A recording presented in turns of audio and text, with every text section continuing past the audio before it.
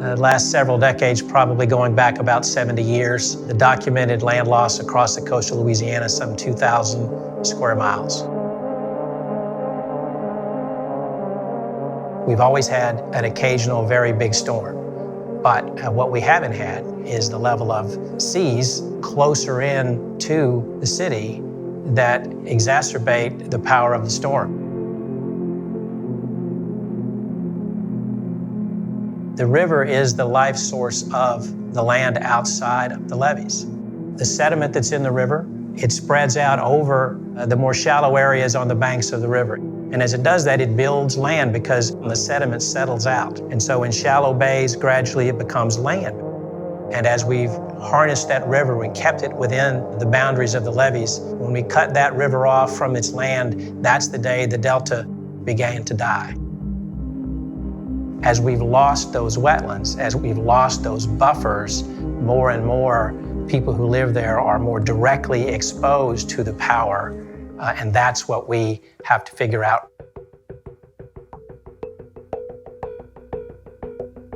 New Orleans suffered from a levee failure that inundated 80% of the city of New Orleans.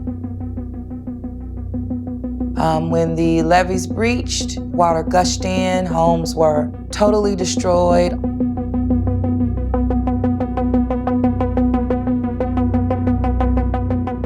It was safer to live close to the shore if you had wetlands, cypress swamps, big trees, everything to diminish the power of the storm coming in. Adapting is something that is probably required regardless of where you live.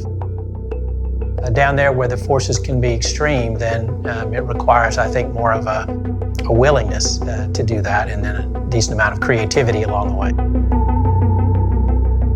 Resiliency is the ability to be fluid.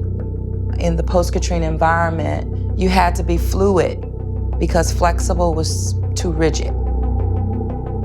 People picked themselves up, giving all that they could give to bring about lasting change. It's about giving a damn. It's about caring. We should not have to wait until disaster happens to give a damn.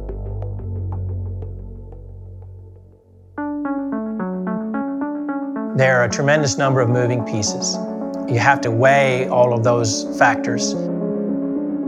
The human component, the technology component, the physical systems that can protect us, but also in this case, the governmental systems, the social systems that can in fact react and manage.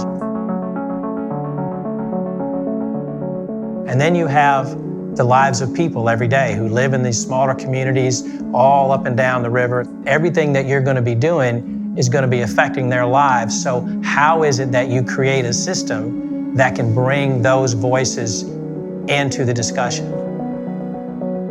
A community that is organized is extremely important. You'll be able to bond together and not break when any disaster strikes. Taking action literally starts with that care and concern and that ability to build a relationship. And when you're talking about changing and impacting people's lives, it's the neighborhood that does that. It's the people in that community. But without recognizing and embracing the needs of the community, it's very difficult to accomplish anything.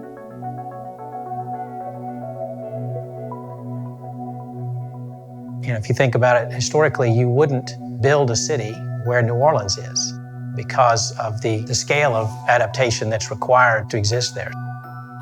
But we've designed these systems, we've adapted to being able to live there, but now we're beginning to see the changes that we have globally created for ourselves. And the question is, can we do it again? Can we adapt our systems again for this higher degree of pressure, this higher degree of threat, really, than we've ever really faced before?